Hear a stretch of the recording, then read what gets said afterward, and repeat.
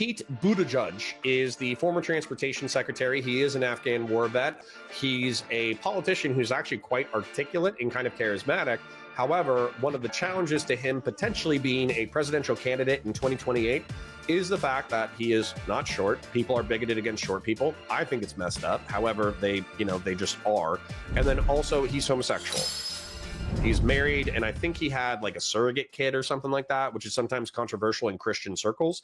That being said, he's like seems like a decent, intelligent, articulate guy. And there's a whole bunch of clips coming out of this segment where he went on to a MAGA sympathetic comedy podcast. And apparently he did really well, like just articulate, charming, charismatic, funny, able to break down policy really simply, able to communicate it really well.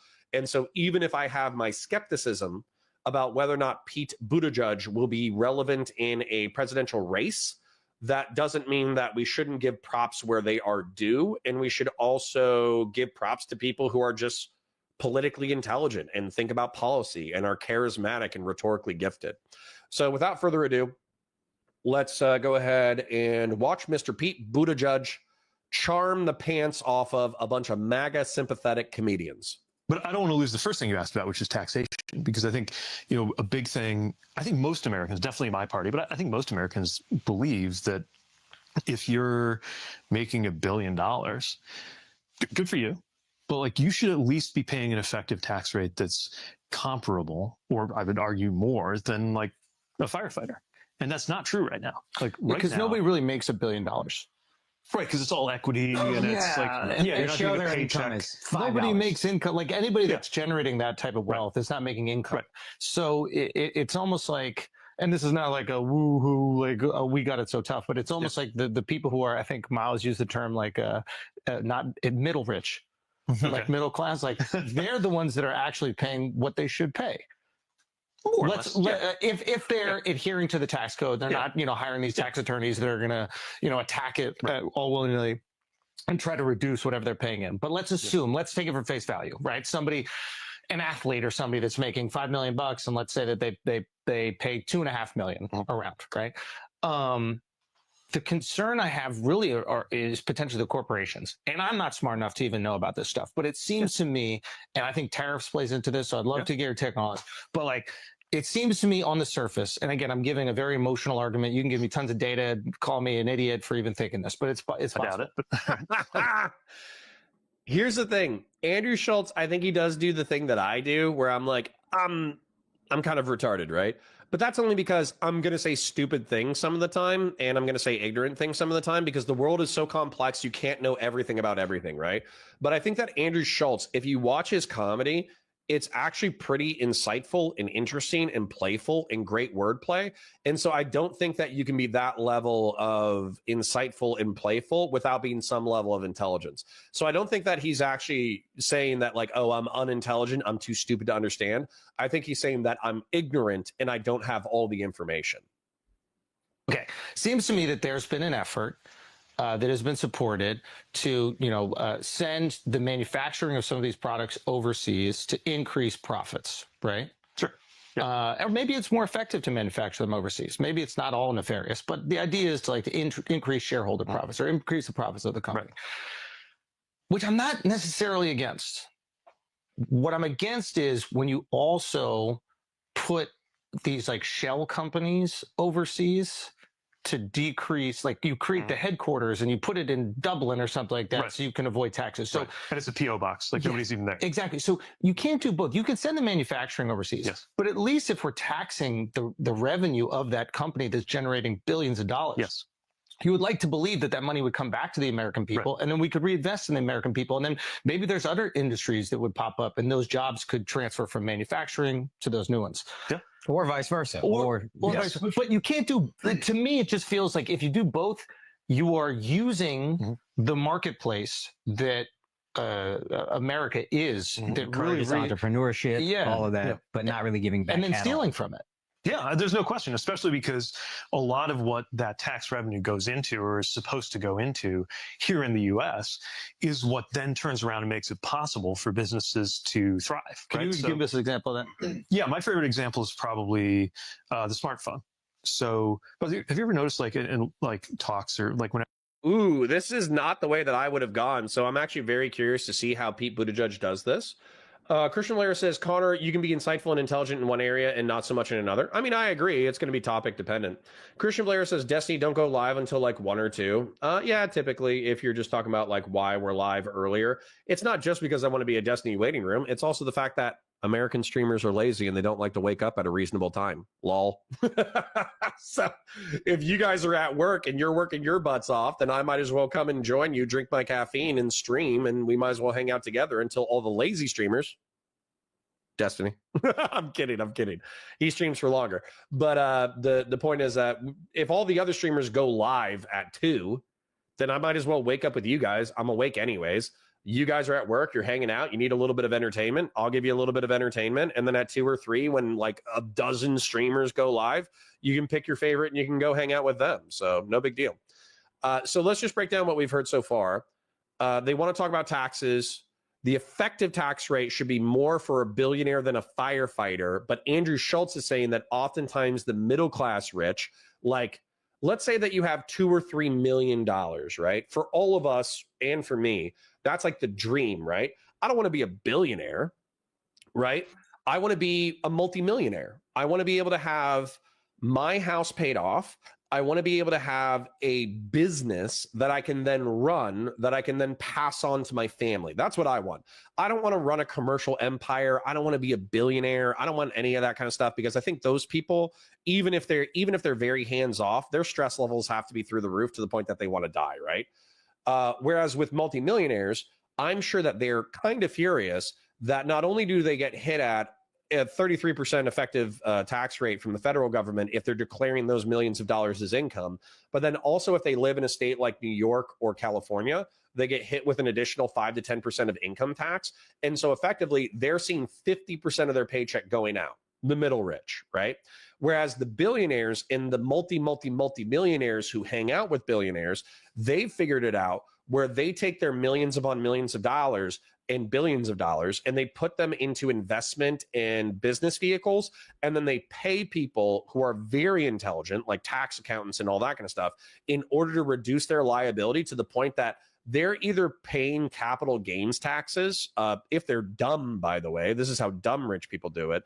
They sell off stock or parts of their stock portfolio, and then they pay a 20% effective tax rate, or they just take out low interest loans from banks. And so as a result, they pay no taxes. And so what Andrew Schulz is saying, the middle rich and the middle class feel like they're getting fleeced. Meanwhile, the people who are rich enough to avoid the tax code aren't getting hit. Pete Buttigieg is agreeing, but he's also discussing like why that is and how we should fix that, I guess. So when he asks, like, what are the things that you think taxes are paying for? He's going to start describing cell phones, which I think is brilliant. I can't wait to hear what he has to say. But I was more thinking of like, what are the things that taxes pay for that the rich should pay for so it incentivizes a healthy and wholesome society? Let's see what Pete says, though. Whenever somebody mentions a smartphone, they like start to pull it out of their pocket or touch it. But so the federal government could not have invented the iPhone, right? Like I don't think any of us would want a phone that was like invented by the federal government. That thing would suck. That is like all of the design, the manufacturing, supply chains. That's the kind of thing that corporations can do very well. Yeah. And Apple did it very well, and their competitors. But what makes the iPhone work? Well, Perfect. Sacred's Now, too, says, I work from 6 a.m. to 2 p.m. EST, so this is perfect. It gets me through the end of the day. Awesome. Good. How about Social Security past 200K, increase it to 500K, or cool 1 million? Well, let's see what he's saying first. Other things, the internet. The internet was literally invented by a federal research project.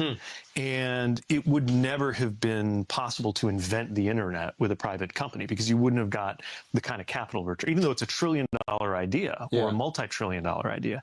You know, companies can do multi-billion-dollar ideas, but $1 trillion idea, like inventing the internet, that requires basic research. And that's the kind of thing the government's supposed to do, among many other things. It requires basic research? What does that mean? Yeah, by basic research, I mean things that are so fundamental that you actually don't know for 50 or 100 years if they're going to have a return. They might never work out. Oh, right? God, yeah. You can't look at it as this thing is going to be profitable. It has to be So it's different benevolent from endeavor for society. Yeah, it's different from research on like a pharmaceutical company researches a new medication, expecting that there's going to be a return in the next 10, 20 years. Right, at least kind of within the kind of profit, right? Yeah, but public parks is another version of this and stuff like that. You can't privatize the public park. Right. This is the whole idea of public goods. Right? This is why we have governments, why we collect taxes. God, we're turning into such libs already, dude. But there's a handshake, right? There are the things that only the government can do, and then there are the things that the private sector can and should do. And they Okay, I'm gonna tell you why I love this already. All right. I hope you're here partially for my commentary because, frankly, it's a substantive part of the show. Okay. So you're just gonna have to deal with the fact that I like to inject my opinion into the content every now and then. All right. So research that may not have a return on investment. Government is for $1 trillion ideas, not $1 billion ideas. He's already very simply articulating like counter libertarian bootstrap, like laissez-faire market BS. And I love it because there are things that the private market do better. And this is the essence of a liberal Democrat, right? A liberal Democrat isn't trying to completely destroy the American system, which plenty of people love America. They're just too busy living their normal lives to go onto Twitter to complain about how we need a socialist or fascist or Christian nationalist revolution. Plenty of Americans actually like America. I know that's like a shocking idea, but it's true, right? And so the government going for the $1 trillion ideas that may not have a strong return on investment, I think that's a simple way to articulate why the government is necessary when it comes to research projects. And then Andrew Schulz already jumps ahead to public goods. There isn't a way you as a working class or middle class person, I don't know about y'all, but I want to be able to walk up the street with my kids and go to a park and not pay an entrance fee because my bills are just paid for and I don't have that much extraneous cash. And I want my kids to be able to hang out with other kids and then play in a common area that is safe and maintained. Okay. And I also want kids, not just my kids, I also want poor kids to be able to do that as well. Right. But the truth is, you can do this through the private market, but the private market is going to charge a $10 entrance fee every time you go. And as a result, it's going to exclude working class people. And so what's going to end up happening is you're going to have this disparity between people who are getting paid a less than subsistence wage and people who can afford it. And so the people who can afford it are always going to say like, yeah, we could do this through the private market. But the people who can't afford it are going to say like, yeah, but what about my kids? What about my family? I'm the working class that makes your private institution function. Why do I not deserve basic dignity and a strong life? And so as a result, Andrew Schulz jumping ahead to public parks as a reason why government exists in the first place, nailed it, 100%, simple concept. Christian Valera says, you mean you don't think fraternal lodges would have been able to develop the iPhone? Good God, bro. Good God. Listen, Fabian was like fun. This is a reference to the Tim Pool debate that I did. Fabian Liberty is a perfectly nice guy in person or whatever. And like we have like good banter and obviously we still butt heads on everything. No, I do not think fraternal societies would be sufficient in order to provide the goods required for a functioning society. Yeah, about as well as a Soviet car, said Sacred's Now too. Yeah, exactly. Exactly. Too much public is bad. Too much private is bad. We actually need a healthy synthesis of both. They meet in the middle. But if you start shorting, I mean, part of what really worries me right now about this kind of war on academia, and there are some things about academia that need to change, but the war on academia, the cuts to cancer research, the cuts to science research, this kind of like general anti-science like atmosphere that I think is emanating from the administration, like that costs us in ways that don't show up on, a corporate profit and loss statement 6 months from now or a year from now. But in terms of whether a country, a society, an economy is productive and is growing and is innovating, that starts to really cost you over time. And if we're shorting that, or if corporations and extremely wealthy people don't want to be paying into that through taxes, that is, I think, a classic example of a kind of short-term gain that causes long-term pain. Yes. And I'm really worried about that. And I think that's why there seems to be some a lot of support for the administration right now, or one reason why, and even support for the administration when it comes to tariffs. You know, when the tariffs happen and you hear about like the stock market being deeply affected, most Americans are not invested in the stock market. So they're like, I don't give a fuck. Oh, rich people are losing some money, or 50%. We can go off the numbers. Meaning there's a large swath of Americans that don't feel directly. Right, but here's the thing, right? Impacted. Tariffs. So part of what's happening is the markets are responding to their belief that the tariffs will probably make the world economy less productive and make a recession more likely. But a tariff is a tax that people pay on stuff they buy every day, and proportionally, if you're what'd you call it, middle rich, versus like people in the neighborhood I grew up in South Bend, Indiana. Sure. Like proportionally, it's the people in Indiana who are spending a much bigger portion of their income at, let's say, Walmart. And everything at Walmart is about to get more expensive. You're 100% right. I'm talking about the knee-jerk emotional reaction when you see like people who have money and have seemingly left you behind as they've gotten richer start to suffer a little bit. You go, yeah, I don't really care if you're suffering. In the same way that like when the Palisades fires happened, there was this sentiment of like, oh, a rich person's third home is on fire. Right. They'll figure it out. Not this person's entire like life and belongings just went up in smoke. So I think that there is this like sentiment amongst a lot of Americans. You probably experienced it where you're from, just this kind of being like left behind. And I think this taxation of these corporations is a perfect example that really justifies that sentiment. It's like, why are you using the American marketplace and the support that we've given you and the lack of regulation? There's a reason why these companies don't sprout up in other countries, right? They sprout up here. And it's not just because they happen to be these unique, smart individuals, is because there is this marketplace that allows them to thrive here. You don't get to remove the headquarters so that you can not pay your fair share of taxes that's going to then support the next generation of people who do the same thing. But how do you tax them? What do you do?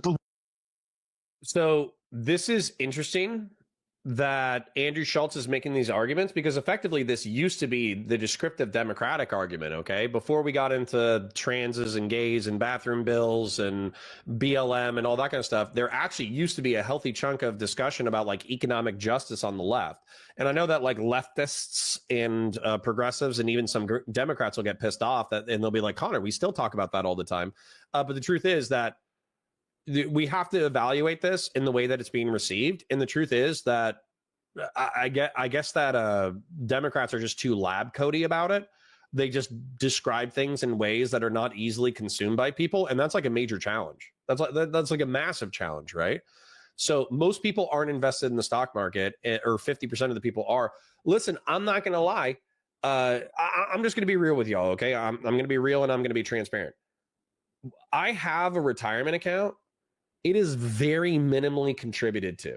The reason why it's very minimally contributed to is because so far, for the past decade of my life, by having two kids, by buying my parents' property, et cetera, I haven't had a lot of extraneous income, okay?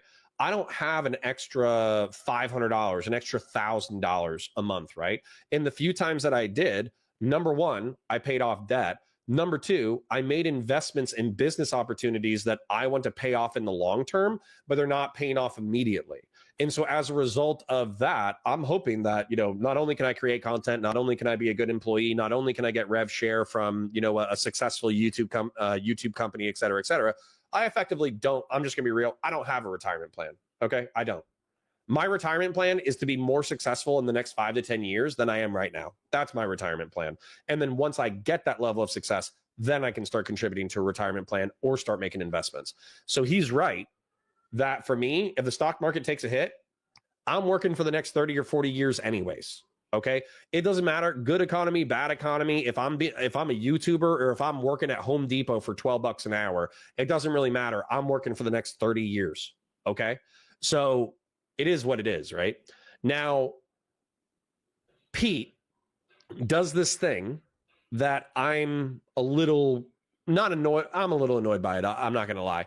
So he's right to point out that a tariff is going to affect consumer goods. That's going to hit people who shop at Walmart way more than it's going to hurt people who live on Wall Street or work on Wall Street, right?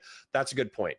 But a lot of politicians do this thing like, when I grew up in South Bend, Indiana, when I grew up in a small town outside Sacramento, when I grew up in Mississippi, and I'm not going to lie, like obviously Brianna Wu does this. Brianna Wu's a friend. I still like Brianna, et cetera, But whenever you say that shit, where it's like, I grew up around working class people, it's like, I don't give a fuck. Like, I'm not gonna lie. I don't find it. Yeah, Scranton, Pennsylvania. When Joe Biden's like, yeah, when I was growing up around the coal miners in Scranton, Pennsylvania. And it's like, bro, you've been a blue blood for 40 years. Okay. You've been raking it in with investments for 40 or 50 years. You think that I think that just because you were born in Scranton, Pennsylvania, and it was a coal mining town, that the Bidens know about what it's like to get black lung from the mines? No offense. Sorry, Ken. Sorry, Ma. Sorry, Jesus. Sorry, God. Go fuck yourself, right? Like, you're lying, right? You're lying. Okay. So don't hit me with the I grew up in a small town, blah, blah, blah. I don't believe you, right? I don't believe you. Oh, sorry. That was just when he was like where I grew up in South Bend, Indiana. I know he was coached to say that, right? I know he was coached to say that. Andrew Schulz addresses something that I think that's important, which is effectively that a lot of working class and middle class folk who are on the lower class, we don't sympathize with like giga rich people because it's like, oh, okay, your third house burned down, cry me a river, right? Like my parents, not my parents. My parents are doing great.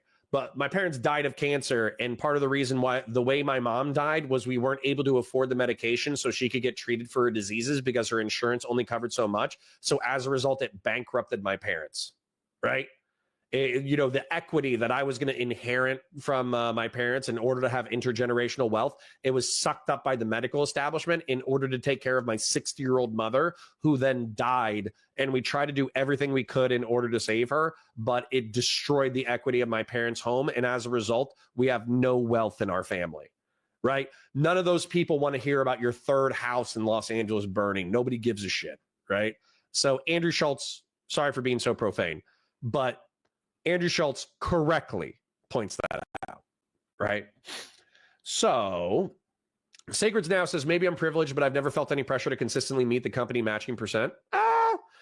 When I had the opportunity, I matched. Again, I'm not going to be able to retire off of what's in my 401k. My 401k is pretty minned out, but I did match. Silver Jacket Man says, plus the average age in these blighted towns is like 50. Nobody young lives there, statistically speaking. It's sad, but it is what it is. True. Crazy economy. The Silver Jacket Man says that is the case for the most part. There's probably a small percentage of systemic poverty, but yeah, you're in 2025 still looking for manufacturing to come back. Yeah, it's kind of cope, isn't it? One of my favorite graphs is they show manufacturing through the entire 20th century as we had tariffs and didn't have tariffs. And no matter what, we still saw manufacturing reducing at almost a 45-degree angle over the entirety of the 20th century, regardless of policy. Conservative liberalism says, sure, I've been raking it in for 40 years, but let me tell you about Corn Pop. He was a bad dude. Yeah, exactly, right? Like, dude, when you're 20 or 30 and you just left your working class roots 5 years ago, then I think it's relevant. But if you're like 50 or 60 and you've been like rubbing elbows with millionaires for like 30 or 40 years and you have substantive investments, nah, I'm not buying that working class shenanigans. Sacreds now says, nobody wants to work the manufacturing jobs we're sending away for immigrants. Nobody is going to put away the iPhones. We're hurting our consumers. Yeah. So what's interesting, Sacreds now makes a really good point. I promise I'll get back to the content. But there was actually a Pew, I don't know if it was Pew or Gallup or something like that, but there was a research poll that came out recently where they said, do you think it's good to bring manufacturing jobs back to the United States of America? And the approval rating was like 80%. And then the follow-up question was, do you want to work those manufacturing jobs? And the answer was like 20%. So like everybody wants manufacturing back in the United States, but nobody actually wants to like rivet cars together for 12 hours a day, right? Kind of funny how like we just have this vision of the Rust Belt before it was the Rust Belt, manufacturing cars, and we're like, yeah, that should be the heartbeat of America. But then when push comes to shove and you're like, hey, do you want to become a part of the industrial heartbeat of America? The answer is like, no, that's for poor people. It's crazy. All right. You guys are having fun, but I do need to feel like I need to move on. Your mom passed away. Then who is watching the live stream and why do you constantly apologize for being profane? No, my mom's still with us. My mom's still with us. I was just being hyperbolic. I was using it as an example. There are families that are bankrupted by cancer in late age. Look at what's about to happen, right? Like, as we speak, congressional Republicans are working on a budget framework that's going to cut corporate taxes. Like, that's one of the biggest things it's going to do. And even this president, you know, the least popular he ever was last time around was when they passed his tax cuts for corporations and the wealthy. So a lot of this is about, look, can I ask a question about that real quick? Yeah. Is there a world where, and I doubt that this is possible, but is there a world where if they do that, it will influence companies that have gone abroad with their headquarters to come back here? I think it's I'm not just trying to defend the no, I get that argument. But honestly, there are ways to structure taxes so that they capture where the value and the wealth is actually created. Like, you can have a PO box in the Bahamas or Ireland or whatever. But so one of the things, for example, that happened in the last administration was an international agreement on like a threshold, a minimum, so that, and now it only works if everybody agrees on it. This is part of why diplomacy matters so much, right? But no other country really wants to see too much of that happening either. So there's a way to create a floor that gets you a more level playing field. An international agreement for taxation of corporations. Yeah, but so even if your account is in Switzerland, if you have $1 trillion in Switzerland or the Cayman or whatever, you're a trillionaire. You're going to get taxed as such. Exactly. So it reduces the incentive to offshore your books. Now, kind of seems like you're making the argument for a tariff on Lesotho. Right? Why? I don't know why they're beating up on Lesotho. No, I think the justification for that was so that someone can't go put a manufacturing factory fine. on the place. Tariffs have their place, right? I mean, we're not thinking about tariffs yet, but just on the taxation. But again, what really worries me about tariffs is those don't amount to a tax on corporations. They amount to a tax on consumers. Without doubt. May I push back? Sorry, I want to push back. And this is something Andrew brought up on a call that I completely agree with. And I'm an idiot. But I feel when people say these things, oh, the buck gets passed on to the consumer. That only happens because the corporations have exploited profits to the highest possible degree to keep their share price as high as possible. Things have gotten more expensive over the past 50 years every year. It's not just inflation. I think corporate greed is a big part of that. So why is it that now that there's a tariff, their profit has to stay the exact same and nobody's looking at them as perpetrators of any kind of greed? And it's just, oh, the United States government is deciding here's a measure to help middle America, and now we have to eat that. But how is making middle America pay more a measure to help middle America, right? I mean, well, I would, and I do think I get more frustrated with Democrats because I want very badly to be that. I definitely do not identify as conservative, but I find there's this. When I go to Middle America, and I'm sure you go there. We travel the country. Yeah, you live there. Yeah, that's what I meant to say. But it's like, oh, there's like decay in some of these places, and it doesn't feel like the party that I want to identify with has any empathy for them. And this, to me, was an idea that could help bring jobs back there. And I don't think the execution has been great from what I'm seeing, but this could help them. Why don't we look at any measure that could help them beyond let's keep things the way they are? Because the way status quo is not helping. Yes, I agree on that. Yeah, I think that's really important. And I think what my party has to do is respond to this in a way that doesn't make it sound like our whole argument is let's just go back to 2024, right? Like things like this, moments like this. So hold on, they're making really good points. Let's address that though. Silver Jacket Man says, purely anecdotal, but my old man drove Biden around in the 70s once as a cabbie. He said he was actually a really down-to-earth, cool guy, as my old man was a diehard Republican. Listen, I have criticisms of the Biden family, but my criticisms of the Biden family apply to all of Washington, D.C., which is effectively that once you get into D.C., and Lord knows I want to get into D.C. because Lord knows I want it. But what happens is you start rubbing elbows with the right people. As a result of that, because people, if you're a congressman or a senator or a president or a vice president, what happens is people want to be in your good graces because they know that you're close to power. So as a result, they start offering your relatives easy, no-show, lucrative jobs like Hunter Biden was offered internationally. And what ends up happening is sleazebags. I think that, I'm just going to be real, the way that I was raised is you need to be productive 40 hours a week. That's the way that I was raised. The way that I was raised was a third of your life you're going to spend sleeping. A third of your life should be dedicated to family and hobbies. A third of your life is going to be spent working at minimum. And realistically, if you need to survive and you need to work 50 to 60 hours a week in order to get by, it is what it is. Life is hard. That's the way that I was raised.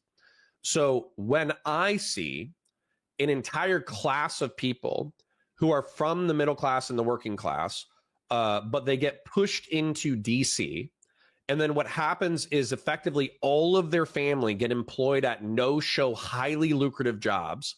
I don't view myself as politically or socially connected to those people anymore. They're making criminal amounts of money for almost no work. What they're really selling is their nepotism and clout, and they're lining their families' pockets with effectively what I would view as a soft form of corruption. So the Biden family, in my opinion, was guilty of that. And so are many people in DC. I think it's wrong. I think it's spiritually caustic for our country.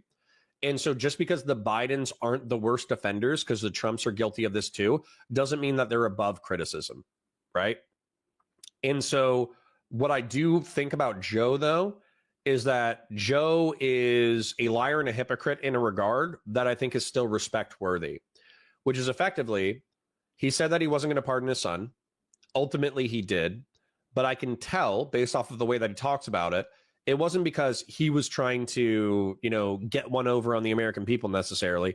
It's because he legitimately did not want his son his only surviving son. His other son's dead from cancer, and he lost a daughter in childhood.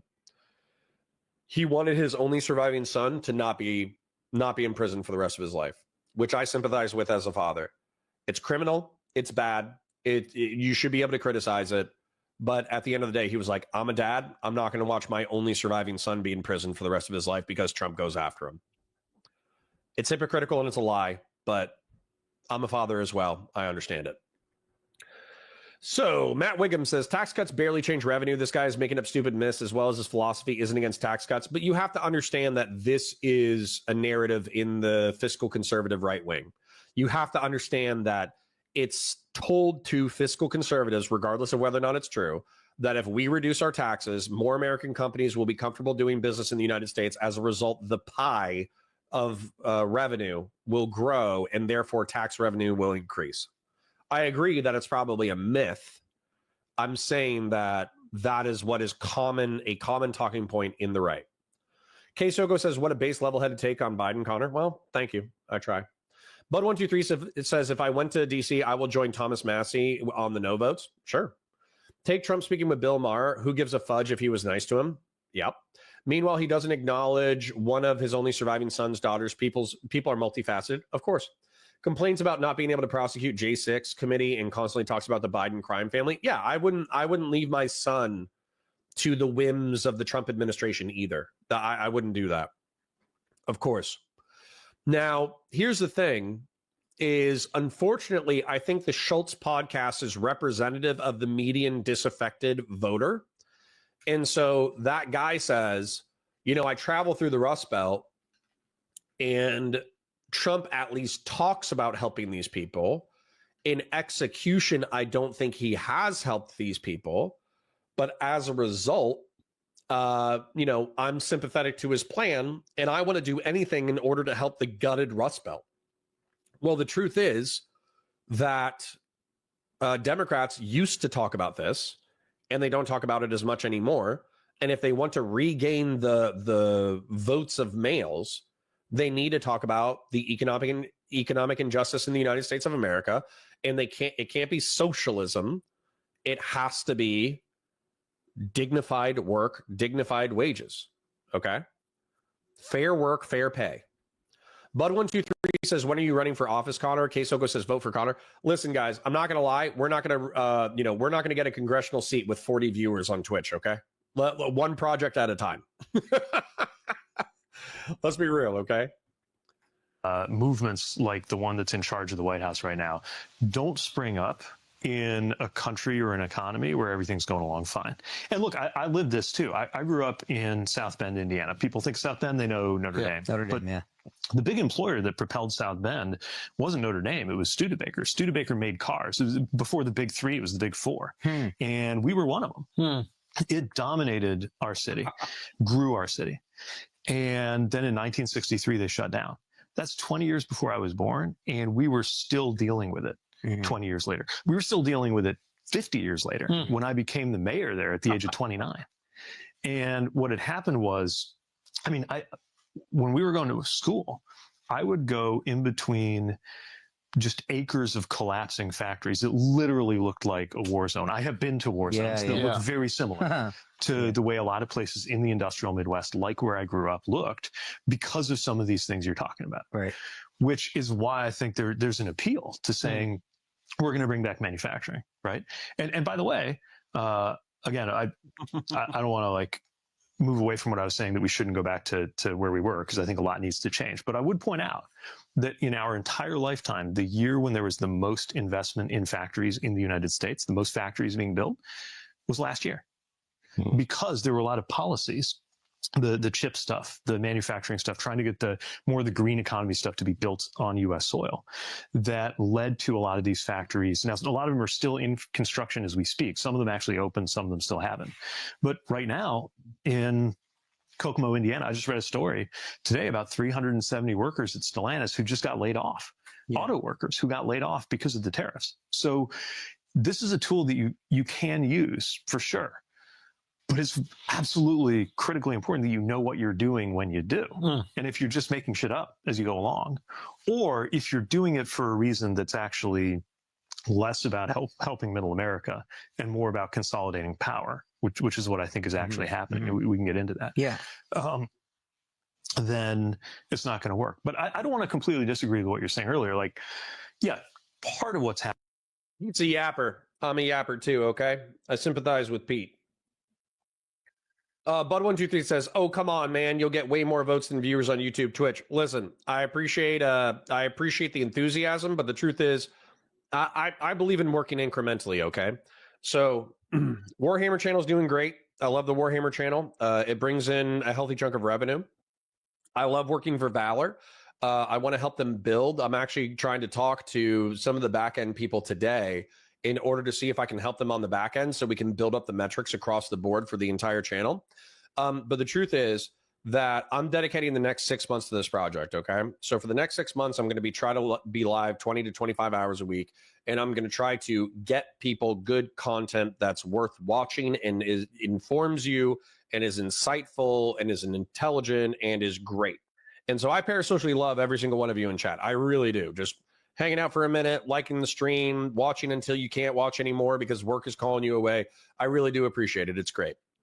But in my opinion, if I can't get, 500 people, right, to watch me on a routine basis in order to be mildly entertaining while doing simple commentary on current events, news, and politics, I don't think I would trust myself to run a congressional district. Now, there's plenty of morons who are congressmen, so maybe I would just do it anyways. But the truth is that in order to be successful in very complex tasks, I want to be successful in less complex tasks first. That's the way my brain works, right? So appeal to the 40K crowd, make custodies male again.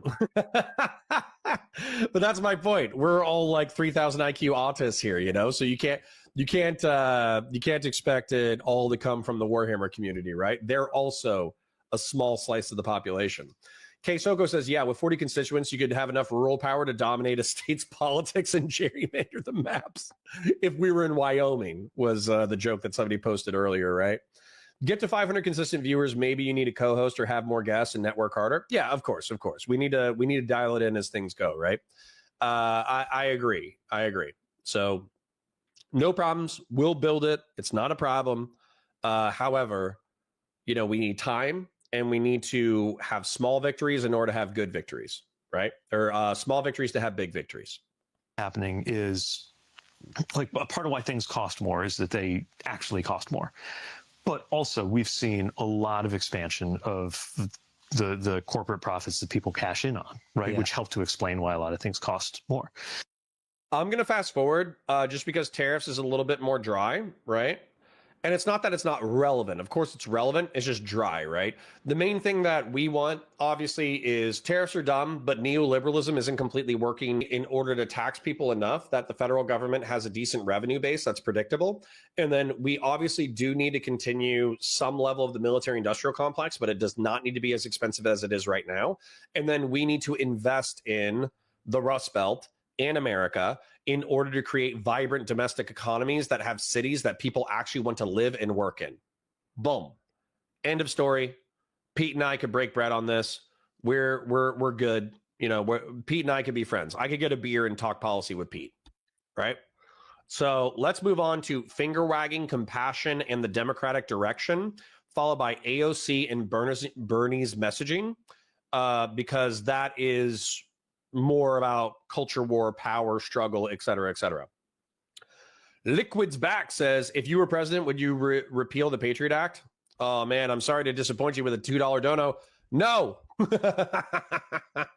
Listen, I'm like a military chauvinist, okay? I'm not going to lie. Let me explain real quick, all right? The Patriot Act. Let's take a look. The criticisms of the Patriot Act are that the government has undue spying power on the American people. Patriot Act summary. The USA Patriot Act, enacted in 2001, is a law that significantly expanded the search and surveillance powers of federal law enforcement and intelligence agencies, primarily in response to the September 11th terrorist attacks. The act made numerous changes to existing laws, expanded surveillance, access to records, information sharing, immigration and anti-terrorism measures, increased penalties. So what you would need to tell me, Liquids Back, because I don't want to disappoint you too much, okay? You need to tell me what part of the Patriot Act you would want to repeal, okay? Because if you're like, I don't like when the government watches me, I'm going to be vulgar. Sorry, Mom. Sorry, Ken. Sorry, God. I don't like when the government looks at what kind of porn I'm looking at. Okay, number one, stop looking at crazy porn. Number two, I don't care if the NSA knows what porn you look at, because the truth is they're not using that as a part of a terrorism investigation, right? So what I need to know is what part of it makes you uncomfortable? What part of it do you want repealed? Gen X says, you'll have to get on TikTok to reach the young men you're looking for. They hang out there watching Dean and Parker argue with MAGAs. Yeah. That's actually part of what I want to talk to the back end people about. Indulge me a rant, okay? Because I parasocially love every single one of you, and I want to explain to you what we're doing here logistically as well as purpose, right?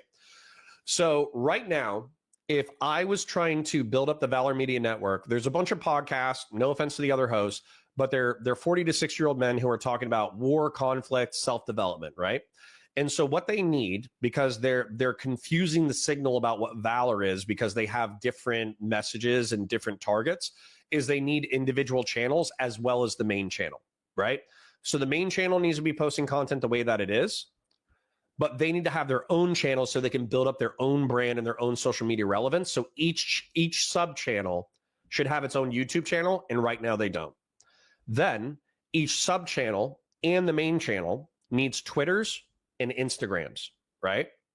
And so every time content is going live or being posted, it needs to be posted to those Instagrams and those Twitters, in my opinion, in order to raise awareness. And then also somebody needs to be given those social media accounts so they can shit post in that brand's name, right? Because the way that you get attention, hate to say it, is shit posting. Then once that infrastructure is built up, the existing content needs to be cut up into decently edited long form content where you get a highlight reel before the videos. That way people know what they're digging into when they're watching the VODs. And then also we need to be cutting up shorts, and we need to post them to YouTube, and we need to post them to TikTok, like you said. And then finally, I think we need to be live on every relevant live stream platform. So Valor needs to be live on Twitter. It needs to be live on TikTok, if TikTok's live. It needs to be live on Rumble, and it needs to be live on Kick. And everything needs to get posted to all of those websites. And so there's a ton of back-end work that needs to go into that. And until we do that, I think that we're effectively stuck in first gear. So I'll be talking to the social media team today in order to see if we can, if I can help with some of that stuff, because it seems like they vaguely know that that is where we need to be, but the proactive steps that need to get done, it doesn't seem like anybody's like grabbing it by the horns and then creating accounts and creating passwords and figuring it out how to post content and all that kind of stuff. It doesn't seem like there's that. They know what's going on. They know what needs to be done, but there isn't somebody taking charge and charging at the target as aggressively as possible. And I wouldn't mind doing that on top of creating content. So I'm going to offer my services in that regard. People want government to work for them better as well. There's a reason that Ezra Klein and Jon Stewart clip hit so hard. True. If we don't have a Patriot Act, then we're not a country. Oh, come on, come on. 9/11 happened due to siloing of intel agencies. The Patriot Act is wholly unnecessary. And in order to live in a perfectly safe world, we need to accept a security state instead. Ben Franklin has a quote about it. That's still too vague for me. Sacreds Now says they absolutely need SM managers. Seems like social media managers, like Bobby is the only one I've ever seen attempting to network.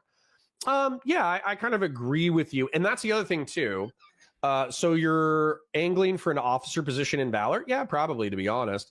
And then Sacreds Now says they absolutely need social media managers. Yeah, the other thing is the cross-pollination.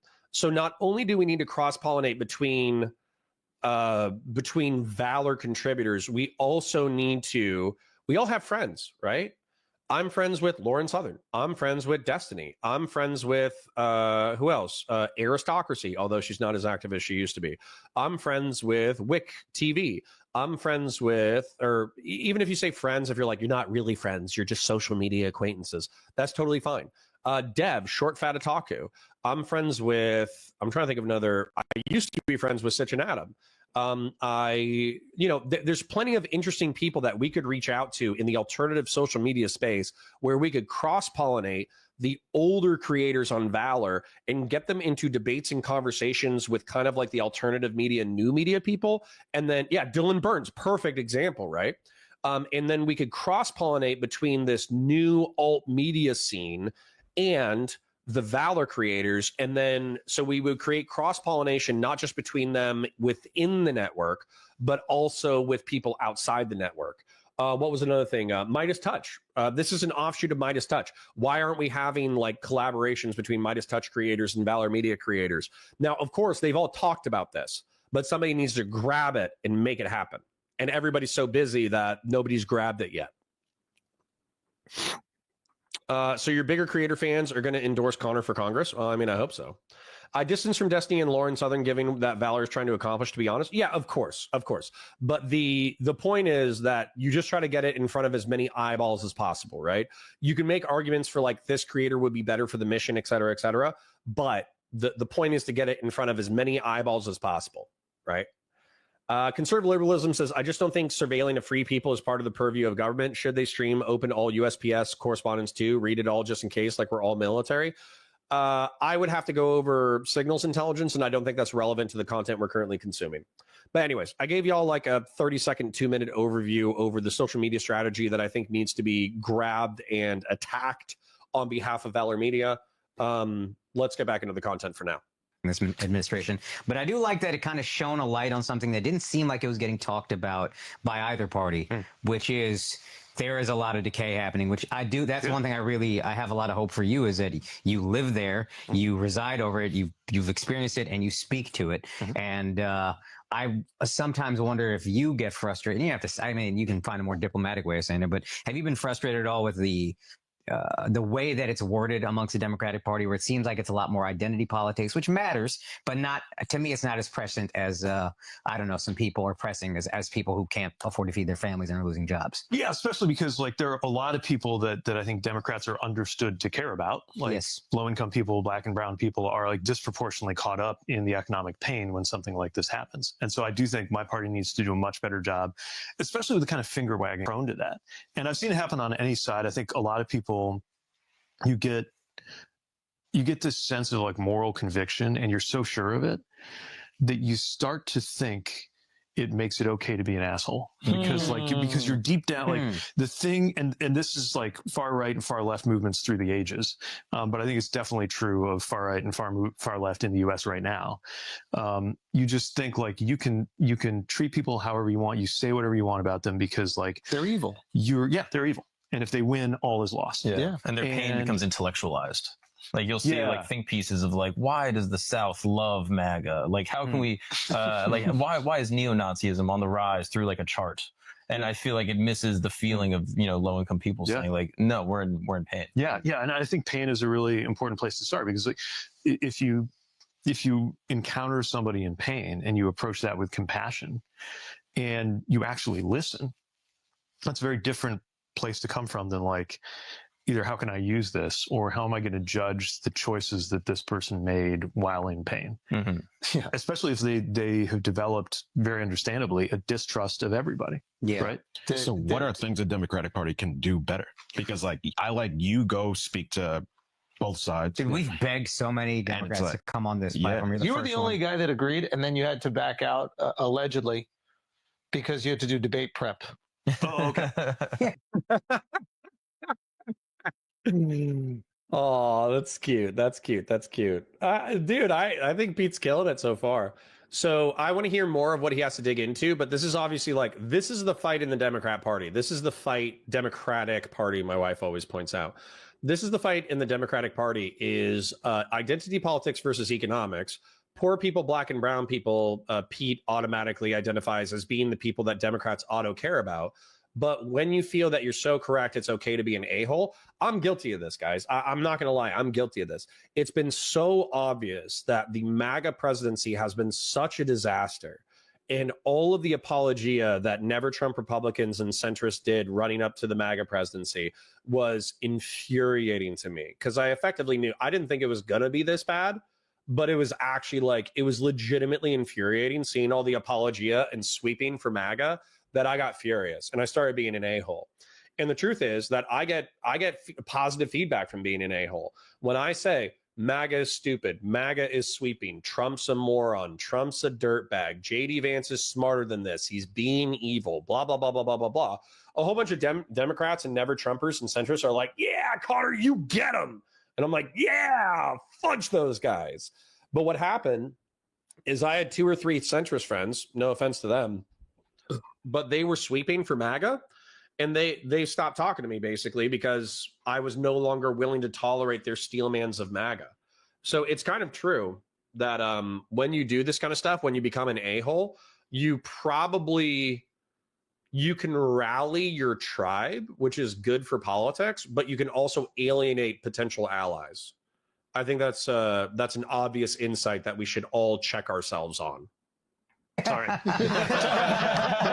seems like a big deal. I'm glad it worked out. Sorry, let me check it out. Allegedly, because you had to do debate prep. Oh, okay. Sorry. That seems like a big deal. I'm glad it worked out in the end. Good excuse. What we've been trying to do was like Mark Cuban, who was obviously a surrogate for the party, and he came on, he was fantastic. But like everybody we asked is, you know, they just wouldn't do it. Yeah, look, there's this even like going on. I don't want to get away from Alex's question. No, but I mean, to your point, like part of it is like, where do we go? Right. To me, especially after we lose, our party or any party has this debate of like, what do we have to say and how do we say it? To me, there's actually 3 things we need to deal with. What do we have to say? I mean, like the policies, the ideas. If they're right, we should hold to it. If we're not so sure they're right, we should rethink them. Right, so there's that. Then there's how do we say it? That's the tone, the message, the style, whether people feel like you're wagging a finger at them or not, whether people think you get the kind of pain they're going through or not, right? And then the part nobody talks about is where we say it. And I think right now where we say it is kind of everything because there are so many spaces where people, like I'm sure you don't think yourselves as maybe a political show or a news show. Yeah. Like the reality is there's probably a lot of folks who like this is where they're getting their news because like they're not sitting watching CNN. I mean, I remember the moment when I was back in college that I realized I was getting more of my news from the Daily Show than I was from like news sources, right? Yeah. And so I think it's really important for anyone practicing politics, and definitely my party after what just happened to it, to be saying, okay, where else do we need to be? And like, it's all well and good for me to keep going on Fox News, and I will, although they don't seem to be inviting me as much lately. But, you know, a lot of... He just called y'all pussy. I like that. Talking shit. Talk your shit, Pete. I'm just saying, like, we were really close to having a conversation about the whole, like, signal gate to put the wrong dude on your classified. And what happened? Then they canceled it? Just didn't quite get around. Was it debate prep? So, They were working on something. they were busy. Yeah. But like, you know, a lot of people aren't watching left, right, or center. They're not watching like television, cable news all the time, right? Yeah. And I think my party has this illusion that we're the savvy ones about tech. And 15 years ago, we were, right? Like we were onto things like Facebook and social media, probably a little more than the right was, or we were there first. But at least since 2016, the Twitter election, like that has been true less, right? Yeah. So I think we need to be prepared to go everywhere, and that's always been my style. I mean, largely because I had to when I was first running for president. I would talk to anybody who would listen, which at first wasn't a lot of people, and I would go to any place that would have me. But you know, to go back a little bit in what I was saying, like I do think we also need to revisit like what it is we're offering, because if it sounds like what we're offering is, let's just go back. This isn't working out. Obviously, the terrorists are hurting people. He's consolidating absolute power. Like lots of things are bad about this, which is true. Therefore, let's go back to that. But you have Then we're not Bernie and answering the AOC question. who clearly have a message that's resonating. Why isn't the party getting behind that? So I think a lot of what they have to say will get more and more traction in the party, especially on the economic piece, right? This idea that you have a lot of regular people in regular life getting screwed over by the way things work. And if we don't have better services and fairer taxes, like we're just never going to get through that. And it's thrown in their face. And it's thrown in their face quite often. Look how great Biden's economy is. Look at the stock market. And they're like, that doesn't affect me at all. Yeah. This is probably the crux of it. So where does the party go? What do we do? What do we say? What are our policies? If our policies are correct, we double down. If they're not correct, we need to rethink them. How do we say it? What rhetoric do we use? Are we finger wagging nags? Where do we say it? Legacy versus alt media. And what I like about what Pete just said, it's pretty humble. I like it a lot, where he says, when I first started running for president, I would talk to anyone who would listen. And I love that, like that admission of like humility that he probably started in, like, you know, senior folks' homes. He went to, you know, VAs that had 10 people in it, right? And he would just do that, and there wasn't a lot of people in the beginning, but of course, because he's intelligent, charismatic, rhetorically gifted, etc., it built up into something real. Where now I would say that, just based off of this interview and other interactions I've seen, I would say he's probably my favorite Democrat. Like who else? Obama's gone. Okay, I have my criticisms of Obama, but to be honest, compared to modern politics, my criticisms of Obama are very minimal. Okay. Who else is there? AOC, in my opinion, is nowhere near as charismatic as Pete. Then Bernie Sanders is old as hell. And I also don't like that they're like closet socialists. Then we have, who else? We have like Karina Jackson or whatever her name was, who is actually like very white collar, highly educated woman who just talks ghetto for no reason. We got Chuck Schumer, who's been there since the time of the dinosaurs. You got Nancy Pelosi, who's on the verge of dying. You got Bashir. Don't even know who Bashir is, not being rude. You got Ro Khanna, right? You know, Ro Khanna is like a younger progressive, but he's probably too progressive and too lefty for me. We got, we should get Jeb Bush. Please clap. Please, God, clap.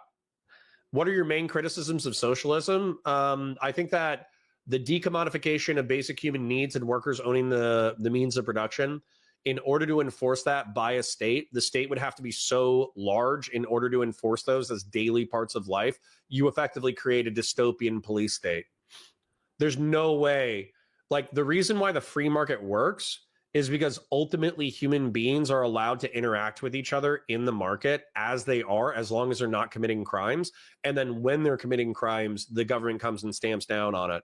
Whereas in order to actually enforce every single employee in the United States having a stock investment in their company, and also that they have food, water, and shelter guaranteed, you would have to have a massive state apparatus. Christian Blair says David Hogg can buzz right off unless he moderates like AOC. I mean, I think we just said the same thing almost. Ironside says, laugh at Jeb all you want, but I bet the timeline where he won the GOP primary in 2016 is a lot better than this one. Listen, I like Jeb. Jeb should have been president instead of George. We would have had a better America if Jeb was run first instead of George. The only way for socialism to work in a country as large as the U.S., if it's taken down to small scale, e.g. state level most and probably lower, yeah, I don't believe in it. I don't think it's possible. I don't think it's possible. Gen X says, I would take any Bush right now over Trump. Bring back Bush Republicans. Listen, you're talking to one. You're talking to one. Sacred Snow says, or Sacred's Now. Is it Sacred Snow or Sacred's Now? You tell me. Yeah, of all the people to get rid of, Pelosi and Schumer seem like they should be the magnets for what David is trying to do. Safe blue seats with geriatric feckless Dems. Kind of. Sacred Snow. Good. I'll say your name correctly going forward. A government too big already exists via your beloved Patriot Act. Yeah, but you weren't specific enough for me to contend with that. Anyways, so I like the humility from Pete. I like that he's intelligent enough to recognize these three priorities. I'm happy he's rhetorically gifted enough in order to articulate these to lay people and have lay people understand it. Cereal's $10. Yeah. What are we talking about? I would feel deeply offended if I was them, especially when you throw that kind of support behind, one specific party. And I think that's why you saw a lot of them start to migrate. So then what do you do? Like, how do you get working class people back? Well, first, I think we need to be more disciplined and louder about that economic message. So look, to be clear, we will be advancing policies that make sure you are economically better off. What does that mean? That means that you can, the one thing I think people do give us a lot of credit for is healthcare, but there's more to do on that, right? We're not going to let them tear up Obamacare. We're going to make sure that there is a fairer tax code, not just standing against the tax cuts for the rich that he's about to push through Congress, but actually having a tax code where there's not a benefit to a corporation, like moving billions of dollars overseas, where there's not a benefit to kind of hiding your worth. We're not better off basically with wealth than work, which is where the tax code is right now. Yeah. I think need to be much more clear about what we would provide in terms of services for people. We're the only country, I think maybe Papua New Guinea is the only other country in the world that doesn't do a policy for parental leave, some level of national guarantee that when you have a Don't kid, start this, bro. you will get leave. Don't start this, man. I got people trying to have kids working at this company right here. we cannot recover from this financially. Yo, that was funny. That was cute. I love that. So he's like, yo, don't be talking about that parental leave because he knows he's the one that's going to get taxed for it. So this is the message that didn't work, right? Because let's face it, the economic recovery under Biden, it was real, but it was anemic. It didn't have any blood flow. It didn't have any, muscles, it was very much like, okay, this isn't as bad as not working for months during COVID. That's what it was. It was like, okay, I'm working again, but everything is so expensive, I can barely afford it, right? So Pete, what I took away from him saying is fair wages for fair work. It was flaccid. Oh, that's a good word. Fair wages for fair work. I think that's good, like a dignified wage. And the thing is, you can't be appealing to bed blobs with this language, okay? You need to be appealing to workers, all right? Fair taxes for all. There are parasitic rich in the country who are taking advantage of the United States of America for their own benefit. Everyone recognizes this, including Trump, including MAGA. What are the government services that are actually going to be provided? Parental leave, because we want to encourage families. This is all fire so far. And the reason why, I'm going to make this argument from a social conservative standpoint, okay? Why don't you want families to make decent wages?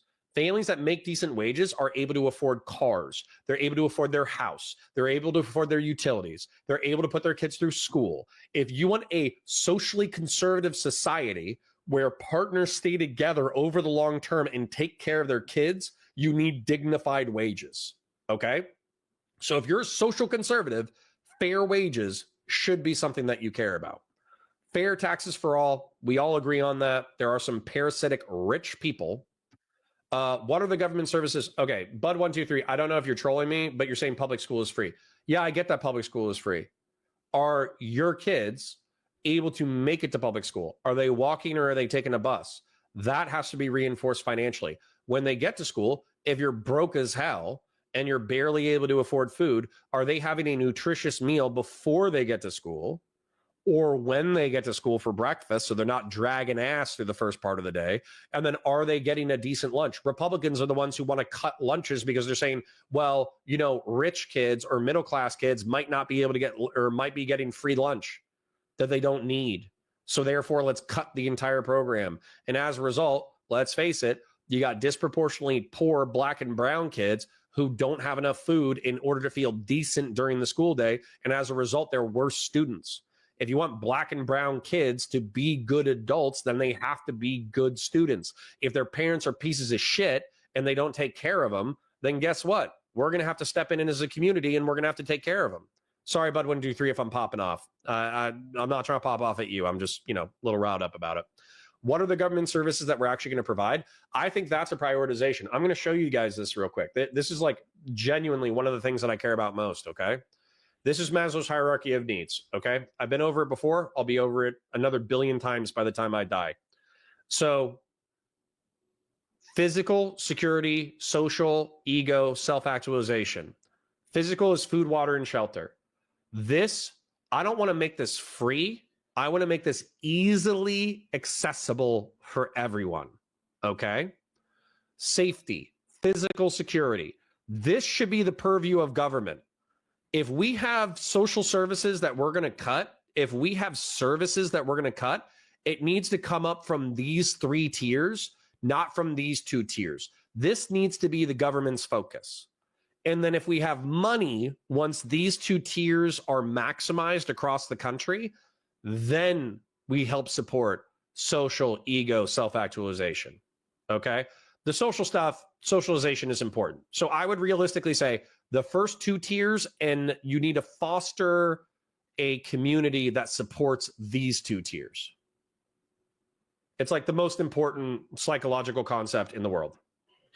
We need a Maslow's hierarchy valor merch. We need to work on valor merch. That's true.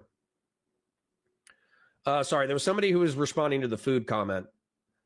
Bud123 says, if I was broke, I would have to take the bus and get crappy, unhealthy lunches. Exactly. Fund lunch in schools. It should never even be a debate. Republicans are sick in this regard. I agree. If you're a social conservative, you want happy, healthy, stable families. This shouldn't even be an argument. The argument is from fiscal conservatives who don't want to spend the money. And then it's from social conservatives who have been suckered in by the fiscal conservatives who basically say, well, you should be doing that already. Parents should be taking care of their kids already. You should already be making enough money in order for kids to have lunch already. And it's like, true, but what do you do for the kid who has shitty parents? Riddle me that, smart ass. Sorry, Ken. Sorry, Mom. Sorry, Jesus. Sorry, God. Liquid's Back says, I think one thing is making sure that a religious person doesn't have to work on Sunday and miss church just to be able to pay bills. I agree. There should be a limitation. This would be my limitation. I think that 60 hours a week of work at minimum wage should be able to pay for you to survive. Like 100%. And even with a family, I think a full-time job plus a part-time job should equal being able to take care of a family on the poor side of town. Well, and I'm an agnostic, so I'm just trying to apologize for being vulgar. All right. Anyways, we all agree. We're all agreeing with each other in chat. So let's keep on with the content. It can be done, I promise, because we did it when I was mayor. We did it locally for city employees, and we at our company we pay for anybody that wants to have their eggs frozen. It's great. We don't hire women though. We will pay. There's always a loophole. There's always some type of loophole, dude. These middle rich. You know? We need to tax them. No, I take The that cost too. of eggs are too high, bro. Wow. I tease. See what you did. But yes, we should absolutely pay for it. But if you, sorry, but I'll let you continue, finish, and continue. I had another question based on. But I think there are also some things that we need to kind of rewire in the way government works to make it work better for people. And I lived this. So for example, I'm watching them basically burn the federal government down, and obviously I've got problems with the way they're destroying, cancer research or making it harder for the FAA to keep airplanes safe. Like, a lot of that is bad. But I will also admit that I have been furious and frustrated with the way things work in our federal government. And it's actually gotten to where it makes it harder to do things that I think progressives in particular care about. Building things, building housing, building roads and bridges, which I lived for 4 years, building clean energy projects, like stuff we should objectively definitely be doing. And we've gotten in our own way with these layers of process, layers of procedure, all of them introduced with good intentions, but which collectively have made it almost impossible or unaffordable to do anything. So you want less regulations. So we need they need to be smarter, and there needs to be less procedure. Still powerful regulations to keep people safe. So real There should be a quickly, department to make sure the government is efficient. I think that's like really a great. I think that's where you're going, and it's great. This is another Didn't you example. work on that in the private sector? Isn't that what? Yeah. What was that company that you worked for? The consultant McKinsey, company, yeah. McKinsey. Yeah. And isn't that partially like what governments will hire a company like that Sure. to do Doge stuff, right? Yeah, I wouldn't call it. Again, You're a fucking Doge. Aren't you? You're such a Doge, dude. if Doge was actually about government efficiency, Yeah. I'd be all for it. But it. Ooh. George Santos sentenced to 87 months. I just wanted to mention that just because George Santos and Stephen Bonnell II, Destiny, had a really interesting, cool debate that will be posted as a VOD shortly to the channel. But the, what is it? 87 divided by 12, seven and a quarter years. I'm sure he'll be out in 3 or 4, right? He'll get good behavior. But 7 years for corruption. The dude's funny. He's charismatic. He's silly, but he allegedly got convicted of doing some seriously messed up stuff as far as like stealing money and wealth. K-Soko says, yes, we can. All schools should be feeding all the rich kids or poor same meals for all. What the fudge? Well, yeah, but you're getting to when the government does stuff, that's socialism. I don't know if you saw my debate on Prime Kai. I didn't post it to my channel because I knew I was going to be so mad. As soon as I saw that Admiral Gibbs was on the roster, I'm like, I'm going to violate TOS tonight. So I didn't even stream it. I didn't even record it. I'm not going to post it. But if you go check Prime Kai Reverie Roundtable, I effectively cussed this dude out for a prolonged period. Not very Valor behavior, by the way. Not very Valor Media Network PG-13 behavior. But basically, they were arguing that any government services were socialism. So, yeah. Pete about to run down the cheese grater in news articles for laughing at a women bad joke. Yeah, I doubt it. I hope not. That was funny. It was funny. Yeah, it was a good talk between George and Destiny. It was a fun debate. I liked it a lot. So is it socialism if the government provides police or fire services or any service? Unironically, this was my argument because it has nothing to do with decommodifying basic human needs or workers owning the means of production. And they argued that because once you have a sufficiently big government, you're providing all those services anyways, it's a step towards socialism. And I was like, pound sand, eat a bowl of bad things. Not allegedly, he was convicted. Yep, exactly. You're right, Gen X. That's a good correction. Yep. Let's watch the Doge segment. And then I'm gonna check my email real quick, just because I want to make sure that I'm meeting with these people today. Because creating content is important, but also so is making sure that we get the back end moving the way that it needs to be moving. So let me check this real quick. Switch account to Valor. Check the live section. Content live. And we did 5 hours on Tuesday. Oh, this is videos. Where's live? Content. Sorry. We did 5 hours yesterday. We did 5 hours a day before. We did 5 hours on Monday. So that's 5, 10, 15. We already did 20. So we already met the contract. So I'm going to watch a little bit more of Pete, and then I'm going to go harass the editors in order to see if I can get on a call with them in order to go over that back end stuff, because I think that's borderline more important right now. And this was really the only content that I had today that I planned on. Can you guys hear lawnmowers right now? Can you hear lawnmowers and yard equipment? Let me know in the chat. It's not about that. No, What is it about? it's about power. Look, I'll give you an example. Yeah. Because You telling me people in government are concerned with power? I know. It's shocking. Insane. I know. Hot take. Truth bombs being dropped on flagrant. No, but look at it this way. So, and yeah, when I was in government in the South, like as mayor, when I had my kind of small government that I was running, we like took whole departments apart and put them back together. We removed people who weren't performing very well. And by the way, that was hard. Like one of the reasons I've always had a problem with this president is like he emerged kind of play acting, like firing people for fun, right? It's like his tagline is "You're fired." For me, at least, as like a young like CEO, basically of a city government, other than dealing with violence and death, the worst part of my job was firing people. Like I hated it, especially because like it wasn't necessarily a bad person, but you had a person who's in a role that they didn't fit in, and their department wasn't doing as well as I thought it needed to do to serve residents. I would have this very painful conversation where we'd sit down, I'd look them in the eye, and that sucked for obviously most of all for them. But anyway, we were not afraid to do that because you have to do that. Yeah. But look at what happened when they came in, right? If this is actually about government efficiency, then the problem you would be solving, which is a real problem, is that in the federal government, it is too hard to reward your top performers. So you could be somebody who could be commanding a multi-million-dollar salary in the private sector, working on something wildly important, but there's just no way that you're getting, you're in your particular pay grade, same as everybody else. Yeah. And to remove your bottom performers. Like a lot of people who've been in and out of business and government will tell me, like when I was in the private sector and the public sector, actually like the top 10% were pretty much the same, these amazing driven people. The government ones weren't compensated as well, but they were purpose driven. But the bottom 10% was completely different because I couldn't do anything about the bottom 10%. Right? So imagine if Doge had come in, had gone through every and said, okay, we're going to create a way to reward the top performers. And we're also going to analyze who's either whose job description is no longer needed, or their job performance is not there. And even though it's painful, even though maybe it's politically tough, like we're going to show them the door. That would be one thing.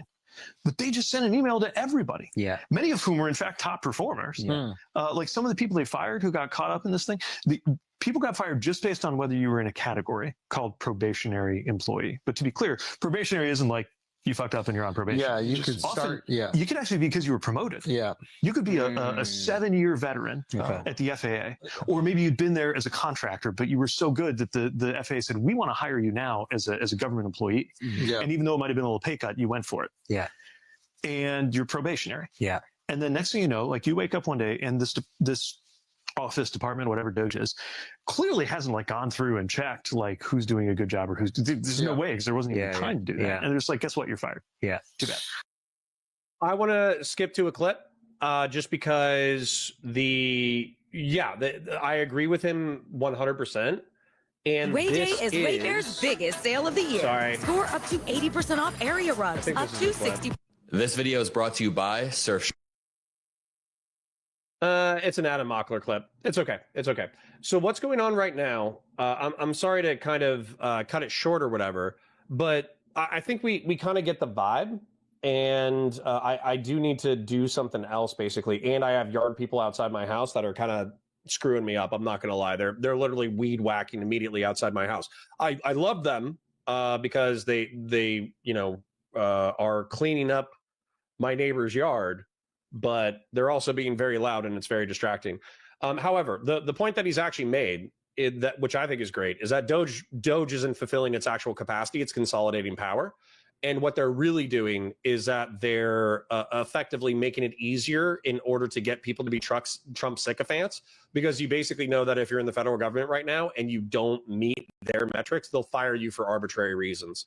And it wasn't a performance-based thing. They fired them automatically. What I think we can take away from this is that Pete is competent. Pete's intelligent.